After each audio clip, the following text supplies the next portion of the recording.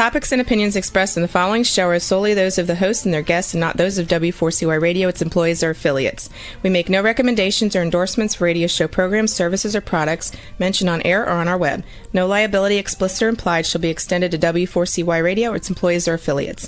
Any questions or comments should be directed to those show hosts. Thank you for choosing W4CY Radio.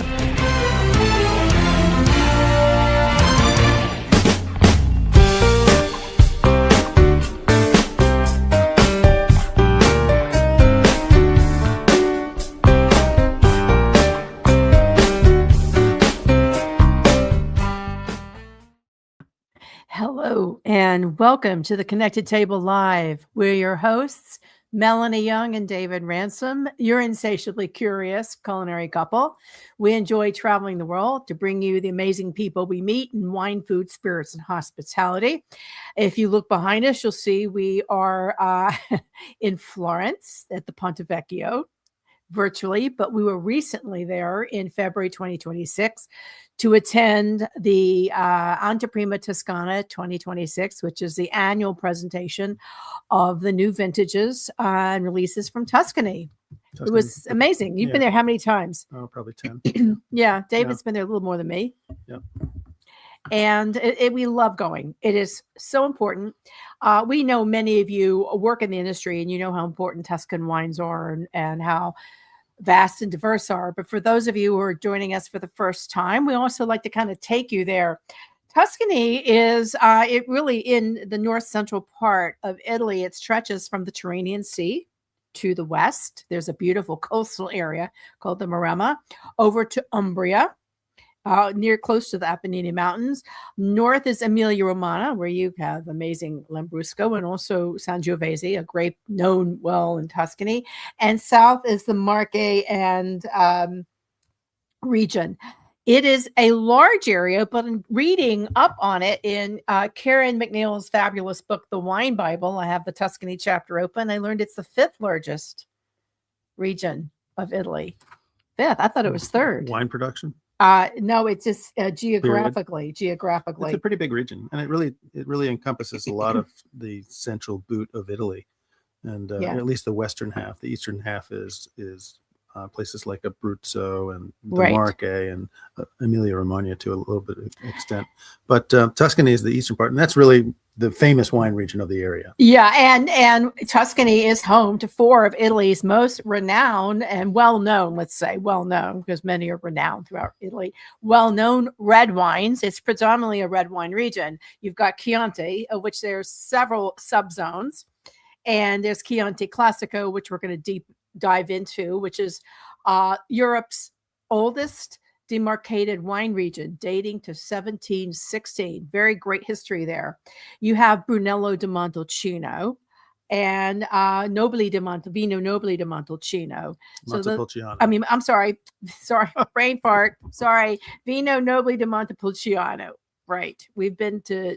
But it's all based on the grape Sangiovese, right, which is really the backbone grape of the central Italian winemaking areas. And yet the expressions in each of those areas are quite different. Mm-hmm. Throughout Tuscany in the red wines, you will find that Sangiovese is the backbone to almost every red wine, even the super Tuscans, which we will talk about because that was an emerging category. Although there were super Tuscans, they weren't called that, but made way back in the Arezzo area and earlier, before the term super Tuscan was given birth in Bulgari. I read this also in the Wine Bible. The word Sangiovese is thought to derive from sanguis Jovis, the blood of Jupiter. Mm. Yeah, the name was given by the monks near Monte Giova, Mount Jupiter, in Emilia-Romagna, as I said. And we know there is a section of Emilia-Romagna also that does quite a bit with Sangiovese, as there is in Umbria. But we're going to focus on Tuscany. Obviously, Florence and Siena are really the two most notable cities. They've long been rivals. You know, Florence is the birthplace of the Renaissance, and there's the Medici family. And for many years, Florence and Siena had a rivalry.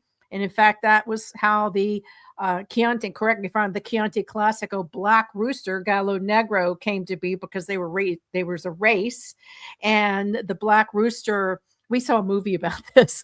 The Black Rooster was the symbol that guided them so that Florence won over the Sienans finally.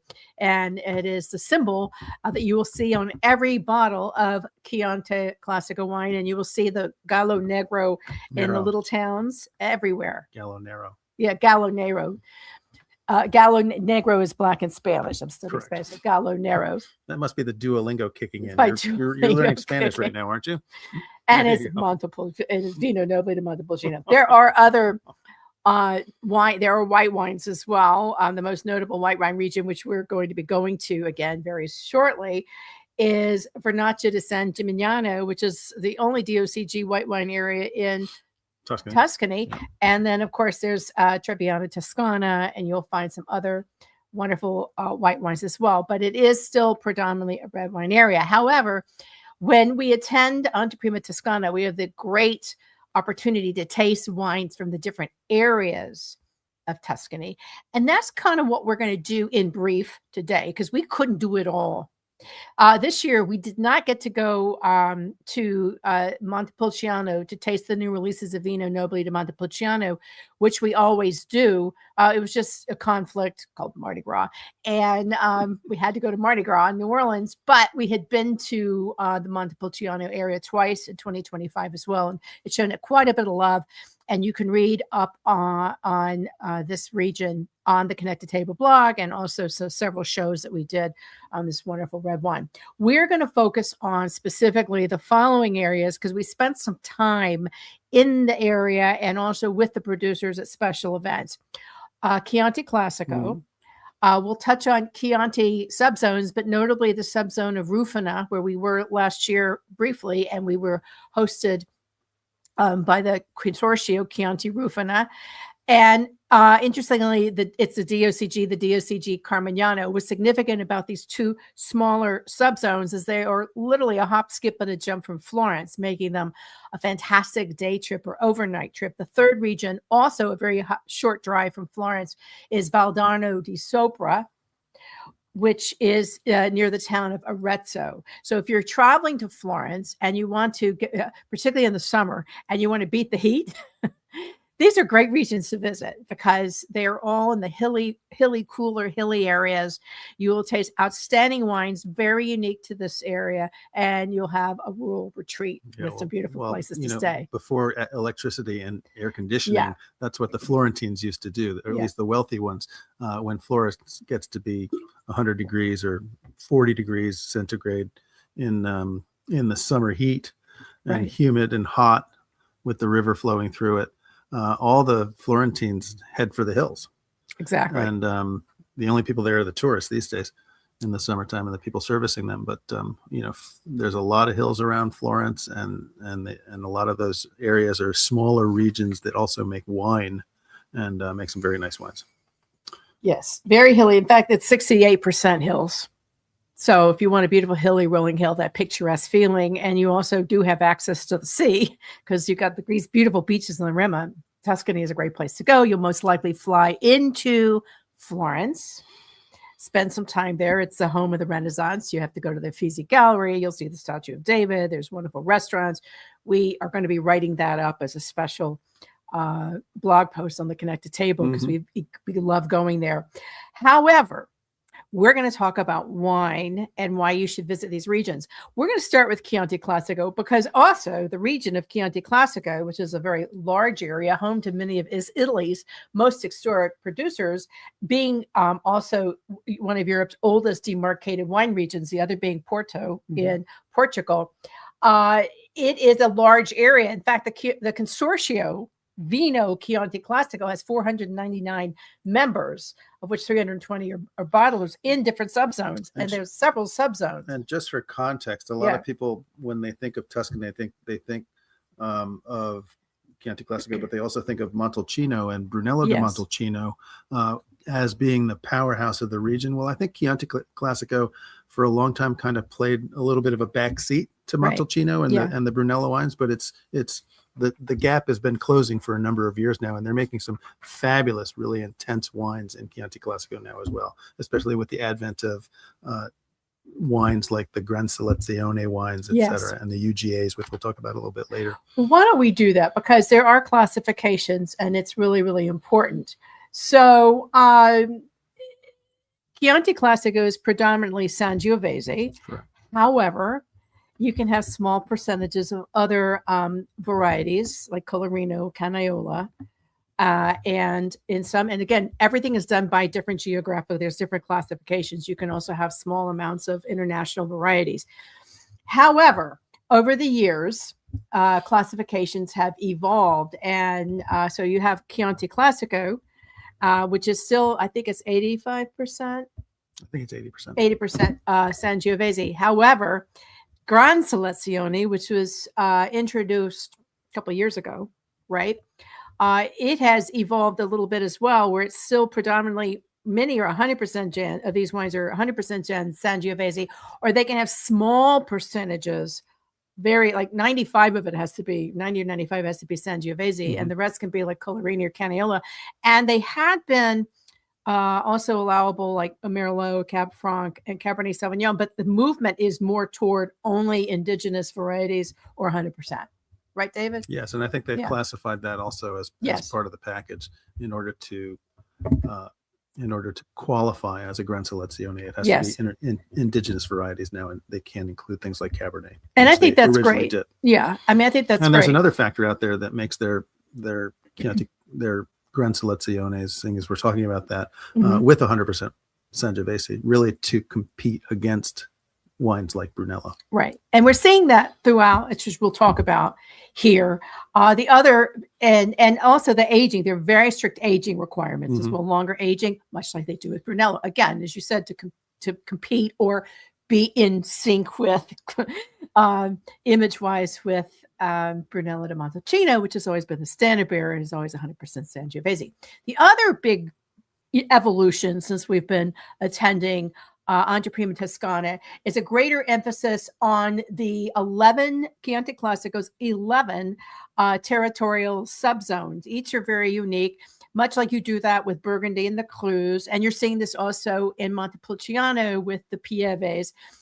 These are, but somewhat different. These are called the Unità Geografiche Aggiuntive, the UGA, UGA. And north to south, there's 11. And each is identified on the bottle.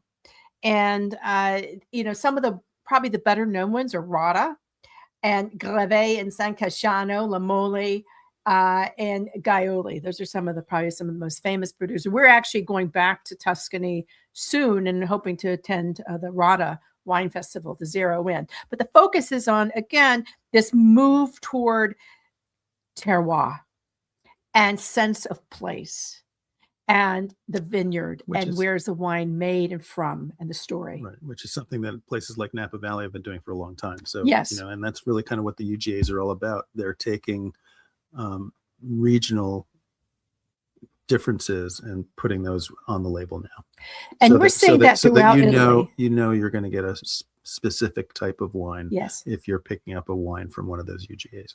And this is still fairly recent. I mean, the UGAs were first introduced in 2021. I mean, the regions were already there, but the classification of them was not. So 2021 and approved by the Ministry of Agriculture, because everything has to be approved by the Ministry of Agriculture in 2023.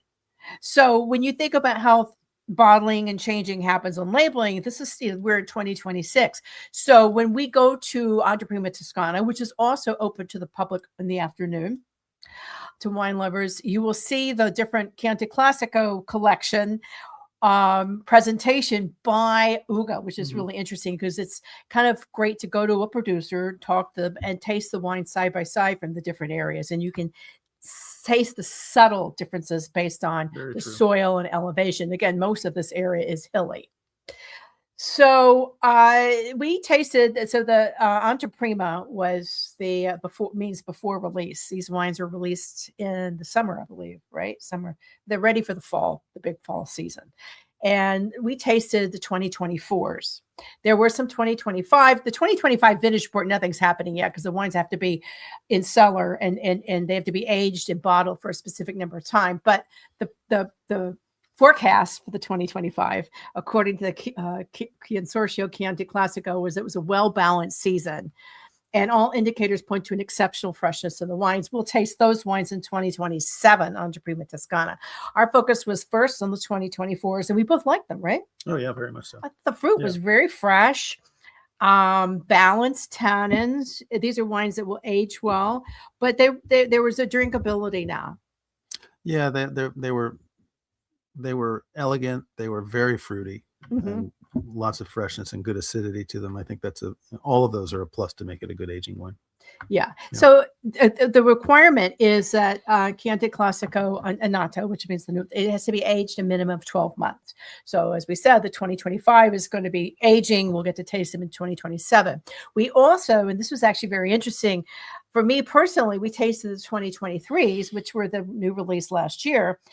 And that was it was interesting when I was tasting the 2024s and then I went and tasted 2023s. I commented to you, David, wow, what happened? Like there was a marked difference between the two vintages, like surprise. And I thought maybe my palate had gotten like shot or something, but no, it turned out that the 2023 had a rainy spring and some challenges because a rainy spring led to throughout Italy actually a challenge with downy mildew or peronospora in the vineyards, which is a fatal problem and can really affect the grapes.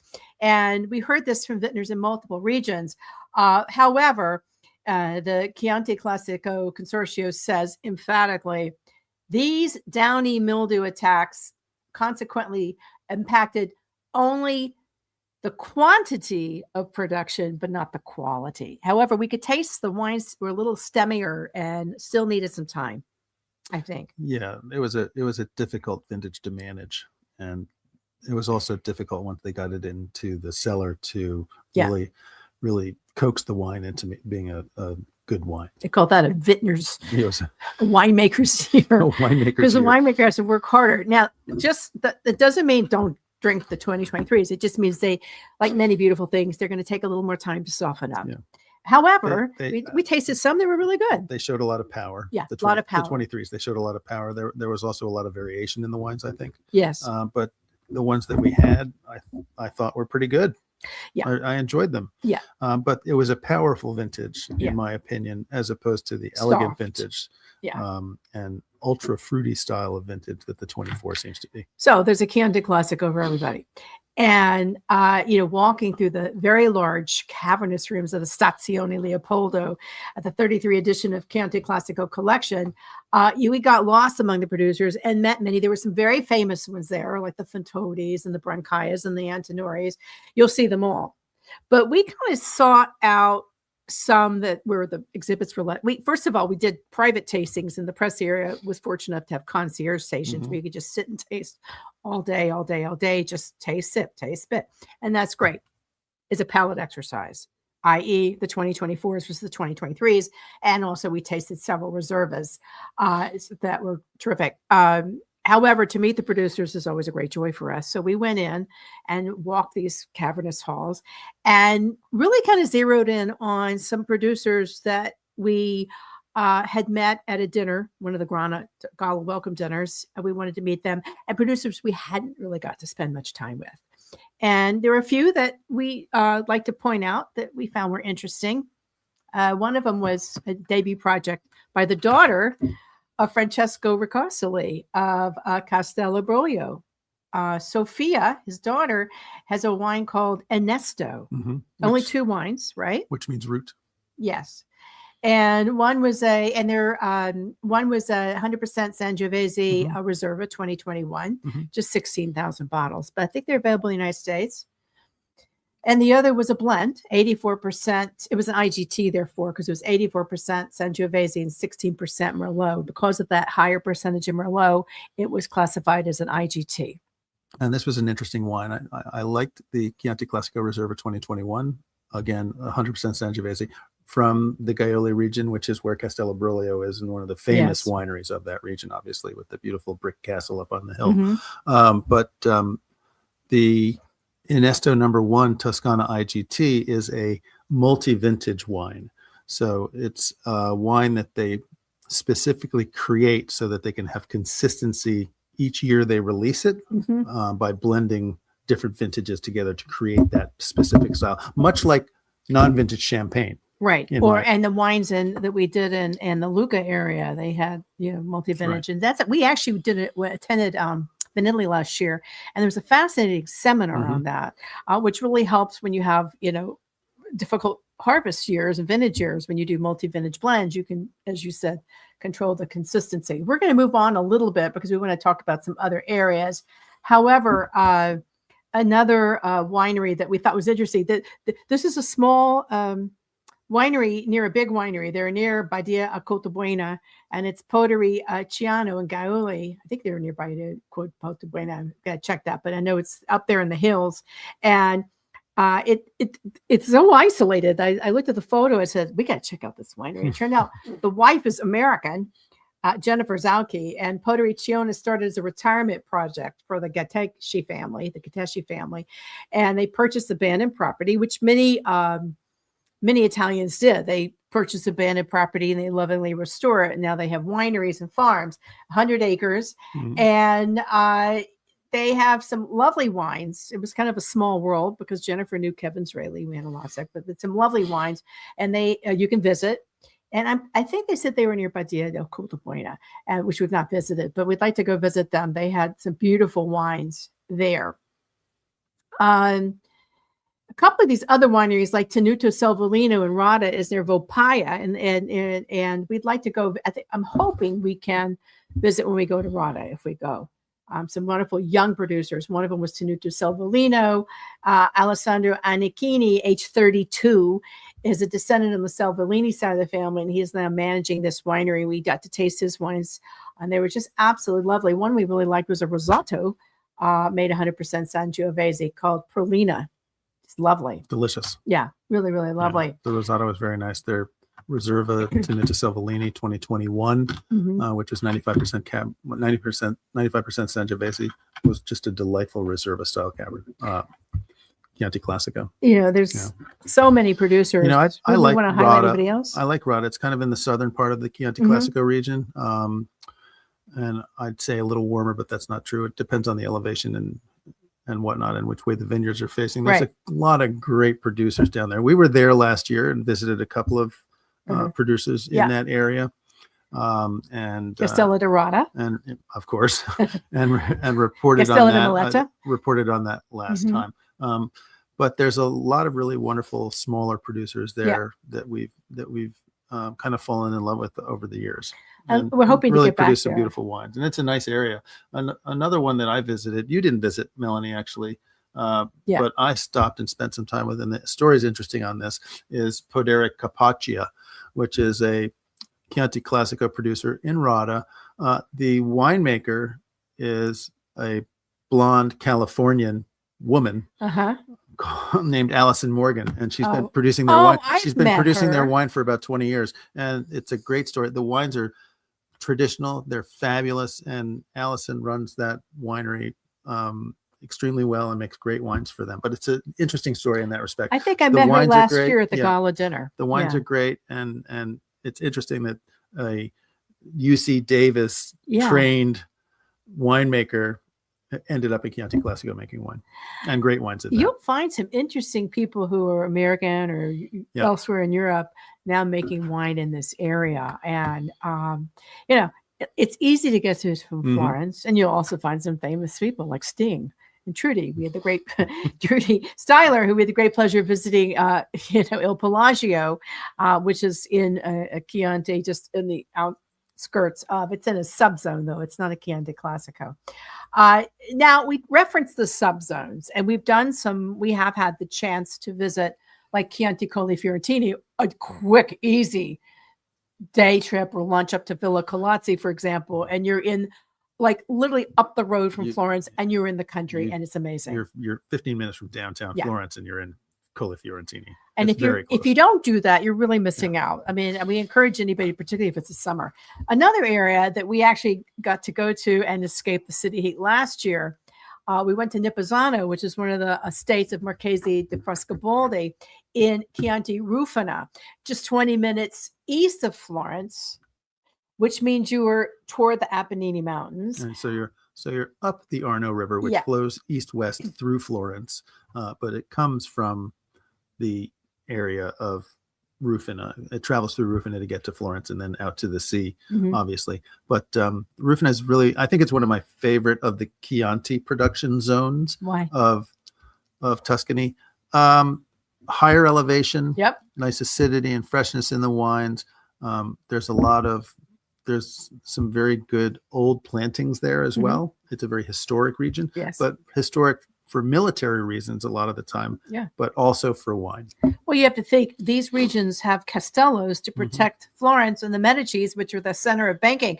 I mean, all that birth of the Renaissance is because there was enormous amounts of money in Florence, and it was a major trade zone, and again rivaled Siena. But when you think about the trading down from the north down to Florence, it's in the center. Next stop, Rome and Vatican, and just incredible wealth. So these subzones were also protectorates, as well as country retreats. So Rufina is interesting because, they also have introduced much like the Pieve and Vino Nobile di Montepulciano. Rufina has introduced a category called Terrolecti. And these are estate wines produced from specific vineyards. So these are like single vineyard estate wines, similar to Cru wines in Burgundy. And there are guidelines that the Terrolecti must be made from 100% Sangiovese, cultivated from a specific estate vineyard in Rufina. Similar, to Gran Selezione. So it has to be estate fruit, so they can't purchase any of that Sangiovese from somebody else, even if it's in the region. Right. And the name of the vineyard has to be on the label of the wine. Yeah. So that's fairly strict responsibilities. The wine also must be a Reserva, which means minimum 30 months of aging, of which 18 months are in wood and 6 in bottle. So the Terrolecti have very stringent guidelines. And are the highest category of the wines. We were lucky to be able to go to a fabulous dinner in Florence that was interesting, co-hosted by the Consortio for Chianti Rufina, which is a DOCG, the highest category of classification of wines, and also, which we'll get into, DOCG Carmignano, which is actually another hop, skip, and a jump region, small wine region from Florence, but on the other side, to the west. Rufina is to the east about a half an hour, and Carmignano is to the west about a half an hour. So we tasted many producers. We actually need to go back and spend time.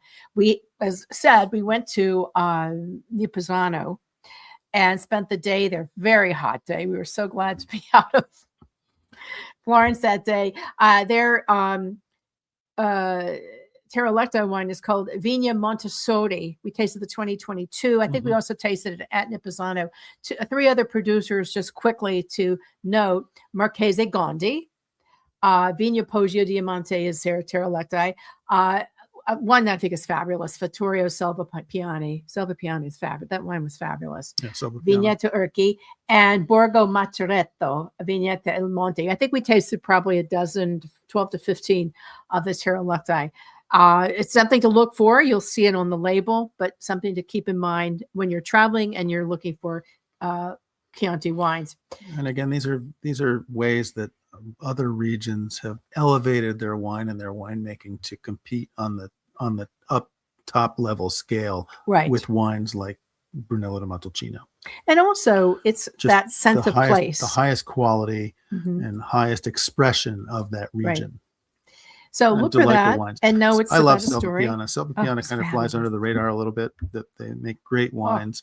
Obviously, Marchese Gondi, the Gondi family were originally they were the bankers to the Medici family. Right. So they ran all their money, and they have a huge palazzo in Florence as well. And such nice and they're super nice people. And we've spent a bunch of time with them over the years, and their wines are really wonderful. They do have an importer in the United States now, which is nice to see. Oh, that's great. And so look forward to seeing more of those in the U.S. Yeah, as well. that's one we want to visit and do a podcast with. Now, as we said, this dinner, which was at a Michelin 2-star restaurant, well, lucky us, it was called De Vito Molica, and it was fabulous. And it was in Florence. The other co-host was a DOCG Carmignano, which we've also had the pleasure of visiting, I think, at least twice. This is just 20 minutes northwest from Florence. It's the smallest, I think it's the smallest DOCG in Italy, or one. I mean, Italy keeps changing and adding DOCGs, but I think it's one of the smallest and truly unique in its history and blends. While Sangiovese is the main focus, this is a region where historically, dating back to, I think, the 18th century, there was a presence, well, actually earlier, of both Cabernet Sauvignon and Cabernet Franc, which is now part of the blend. Why is this? Because the Medici family, who own country regions, retreats in the region, Caterina de' Medici served as the queen consort of Henry II of France, who reigned in France from 1547 to 1559. So we're talking about the 16th century, right? So she is reported to have brought cuttings of Cabernet Sauvignon and Cabernet Franc vines from France to Tuscany to have them replanted. And in the 18th century, as I just said, in 1760, Cosimo de' Medici III drafted an edict that formally established boundaries and protection for Carmignano, making it one of the first legally defined wine regions.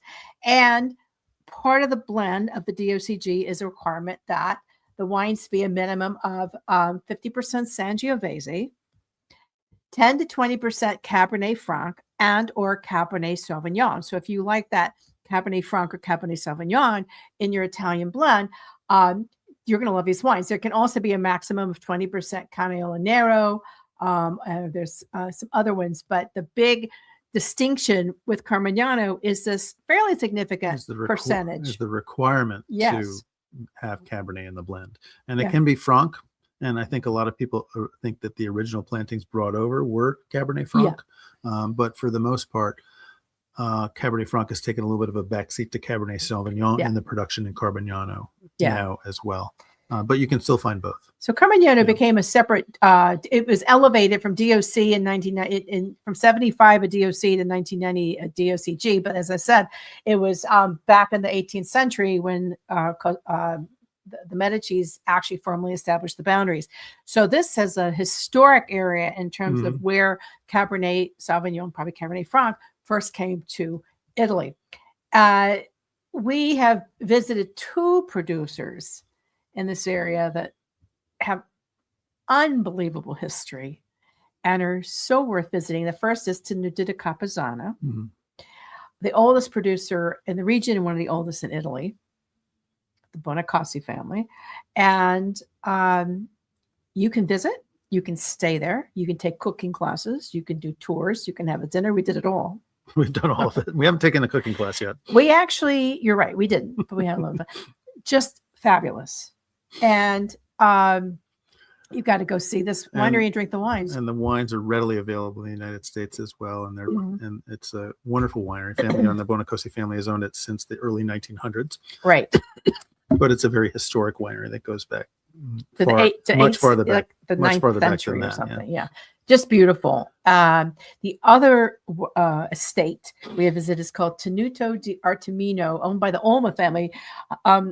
I forgot his first name, but he was like an Olympic bicyclist. He was very famous. If you see Olma bicycle stores, that's their family. But again, the estate, the villa, which is known as the Villa of 100 Chimneys, because it is an architectural wonder with 100 chimneys. It dates much back further. It's one of the Medici hunting lodges. And there were 15 of them, I believe, scattered throughout Tuscany at one time. I think they still all exist, but they obviously aren't owned by the Medicis anymore. Well, the Olmo family purchased one probably 50, 60 years ago and decided to renovate it. It's gorgeous. And turned it into, and then created a modern day winery with it. And the wines are absolutely wonderful. The consulting winemaker is our friend.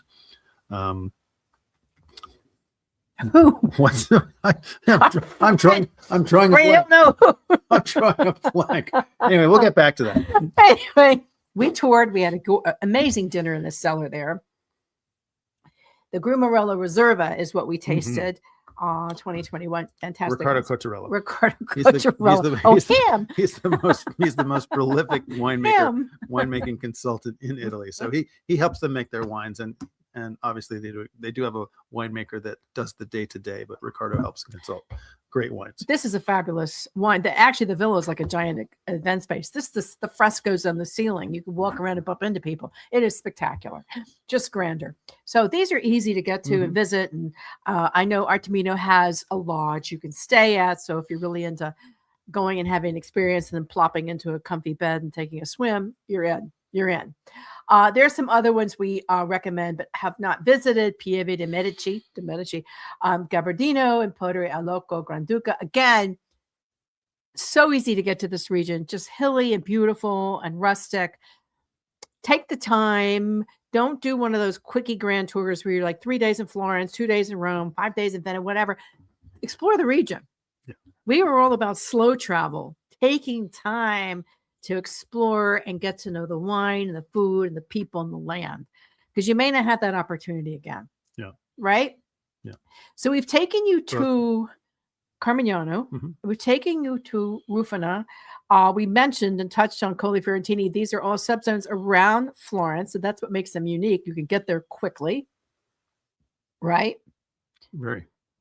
Easy drive. One other place we visited last year and this year, probably about an hour from Florence. Beautiful along the Arno River, is called Valdarno di Sopra. Valdarno, over the river. The Valley of the Arno, the Valdarno. Right. And it's in the province of Arezzo, which is also a town. And Cortina, where Francis May's, under the Tuscan hills, is nearby. And so again, a rural retreat for wealthy people. This is eastern Tuscany along the Umbrian border for the most part, and a bit south of Arezzo. So it's kind of on the border. Still Sangiovese country, of course, but they also, because it's a newer region that didn't have historical restrictions when they first started modernizing the wine regions of the area, they started planting things like Chardonnay, Cabernet, and also Sauvignon Blanc. And they make beautiful representations of all those. But there's also, of course, the traditional Italian varieties like Sangiovese and Trebbiano grown there as well. Very nice wines.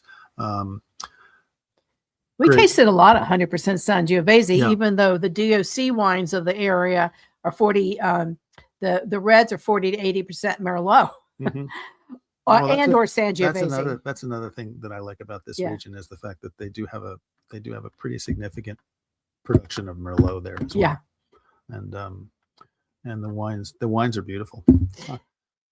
I like this region. I'd like to spend more time there. You can see the Apennines, the spine, as they call it, Italy's boot, which creates this amazing cooling. But again, it's a hilly area. You see these diurnal changes in the weather, because you've got the winds from the Chianti hills coming down. You've got the mountain winds off the Apennine. There's a lot of varieties grown here. In the reds, the Valdarno di Sopra DOC, which was established in 2011, so still fairly young. The DOC red wines, 40 to 80% blend of Merlot and or Sangiovese, Cabernet Sauvignon, Syrah. We had a great Syrah at Cabernet Franc, up to 50%. So we got a lot of 50-50s in there. We tasted some fabulous wines that range from 100% Syrah, 100% Sangiovese to 100% Merlot, 2 blends. They were very elegant and really had that super Tuscan feel. I think these are some of the earliest super Tuscans. The whites were also good. I was partial more to the reds, but the whites, 40 to 80%. This important Chardonnay and Trebbiano Toscano, and or Malvasia Bianca Lunga, up to 30%. It's a little bit of Sauvignon Blanc. But if you're a Chardonnay drinker, you will find what you like here versus maybe other areas. So that's kind of just important to note. They also make some sparkling wines that are mainly 85% Sangiovese, all Metodo Classico, with a minimum of 48 months from lees to disgorgement. So the emphasis is on quality, the emphasis on cru, single vineyards, and most of the wines are all or becoming all certified organic. in this area. So this is an area of high quality wines. And we had the opportunity last year and this year to spend a day in Valdarno di Sopra, as well as an evening, having, a ginormous meal and really getting to taste some of the producers. Lucky us, it was held at Il Boro. We're hoping to have Salvatore Ferragamo join us on this show. Il Boro is a Relais chateau, where we did not stay, but one day we will. Owned by the Ferragamo family. And they've also restored this really ancient village. It's absolutely stunning. There's horses. You can go picnicking, horseback riding, whatever you want to do. Maybe get a handbag. Or some shoes. And some shoes, because they have a boutique there. And then some wonderful wines. And the wines are terrific. I have to tell you, the 100% Syrah we had, the Alessandro de Baro 2018, 100% Syrah. We both were like, whoa, that's really amazing. We also had a beautiful blend from Il Boro, Merlot, Cabernet Sauvignon, and Syrah. Just fantastic. Some other producers. We actually had a good time talking to some of the producers after lunch. Yep. Il Carnicelli, we love the Attendu. You really kind of loved Poderi Carnicello's Attendu. Well, that's a small winery. Yeah, very small. And owned by the Ragoschi family, not Italian. Yes. And has been for a long time. And it's now second generation. And the wines that they make at Il Carnicelli, they're probably most famous for a wine that they make called Il Carnicelli, which is Cabernet. Yeah. And Cabernet is a natural cross between Cabernet Sauvignon and Merlot, which I think they're the only people in the world that produce it. Yep. And it's only been grown one other place, and it no longer is. So these guys have the lock on Cabernet, and it is a kind of a super Tuscan cult wine that they produce every year, and it's pre-sold and sold out before it even hits the bottle every year. And we like very that. much allocated. Yeah. We tried a little bit of that, but mostly what they make is another wine that I fell in love with called the Attenta Due, which is 100% Sangiovese that does not see oak. It is made in a lighter, fruitier, easy drinking style, and it's just a delightful wine. Yeah, I love that producer. Yeah. You know what else we like? I'm just highlighting the few that we tasted. We were like, whoa, because I love Petrolo. Well, of course you do. The Galatrana, 100% Merlot, has been called the Petrus of Tuscany. I had it last year, went, whoa, and same. They also have a wonderful Torrione Toscano IGT. I get a little confused with the IGT versus the DOC because it's all blends, but it's all in the percentages.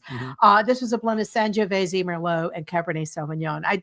This Petrolo has a estate where you can go visit. They have guest houses. We're housing. We have not actually spent enough time in this area. It's usually when we get there, it's late. We go have dinner and we spend the day tasting, and then we go back to Florence. We're going to spend more time, and it's also quite beautiful.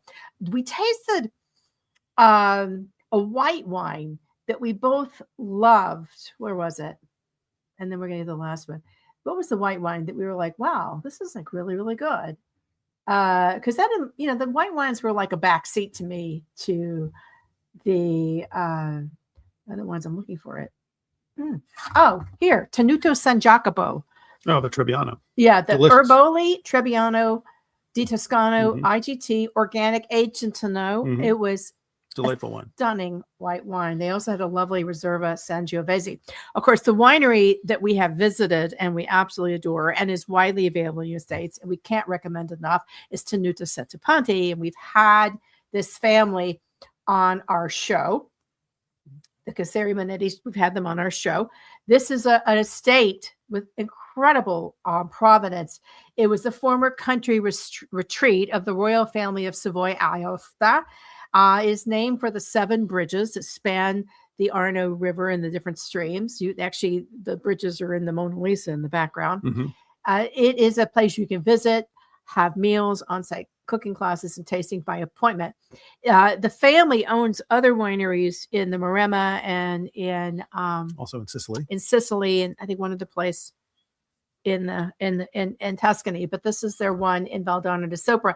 The wine that we tasted and love and continue to is the Vigna del Impero, made from very old vines, I think dating to like the early 1900s. 1935. Yeah. 100% Sangiovese. Very, very historic vineyard, and it's still original planting on their original rootstocks, which is very rare. Predating, because you're thinking about the world wars so that crossed through Italy. Gnarled old vines of Sangiovese, and they actually have a breeding system where they're taking cuttings and replanting those cuttings to make sure that they keep purity in that vineyard.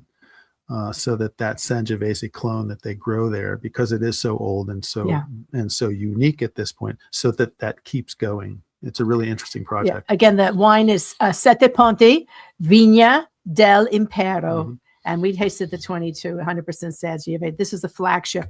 The other one that we love, I mean, there's so many at Sette Ponti, and the hospitality program there is incredible.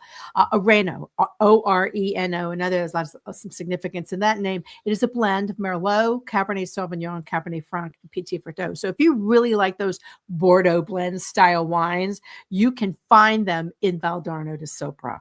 They're excellent. You can also find them in Bulgari and some of the other areas of the Maremma where the Super Tuscan was born. But these, I think, are some of the original Super Tuscans, because they were making these wines before the classification and the term even was born. This is just what they did, because they didn't have guidelines for many years. So they just made these outstanding wines. And you have to think that the people making them were making wines that they were selling to well-heeled, well-traveled, elite, wealthy people who probably went back and forth to France and really had elevated palates. So that's kind of who they were selling wines to, and that's why these wines are really, really exceptional. Yeah.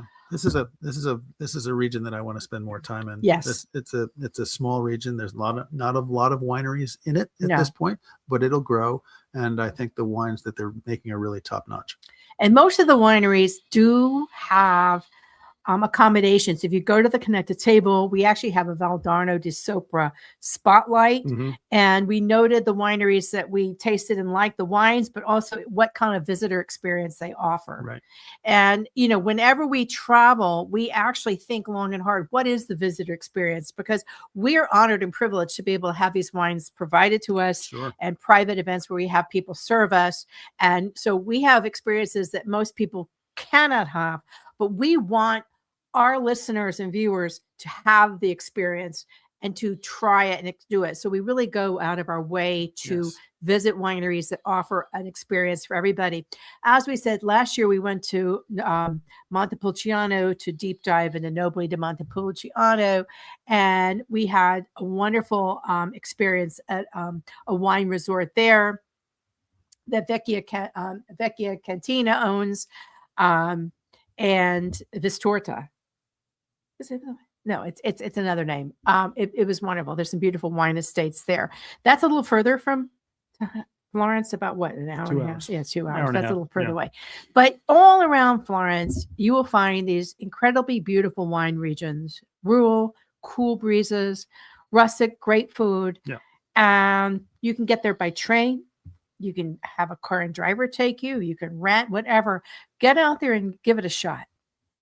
You know, Agreed. really, really enjoy it. Couldn't agree more. We can't wait to go back next year. Thank you so much to the organizers of Anteprima Toscana. We like to go every year. We think it's important to find and share, taste the wines and share our findings with you, and to every year experience a little bit more of Tuscany, because you can never get enough of Tuscany, ever.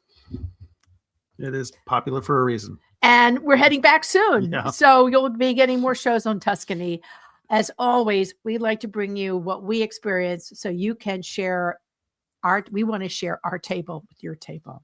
You've been listening to Melanie and David Ransom of The Connected Table. You can hear all our shows on over 65 podcast channels. Watch this one on The Connected Table YouTube after this live airing. And as I said, we've recapped a lot of this in our blog, The Connected Table, which you can find on Substack or theconnectedtable.com, where we go out of our way to suggest producers and places to visit when you plan your next itinerary to anywhere you go in the world. So thank you for joining us. And as we always like to say, stay insatiably curious.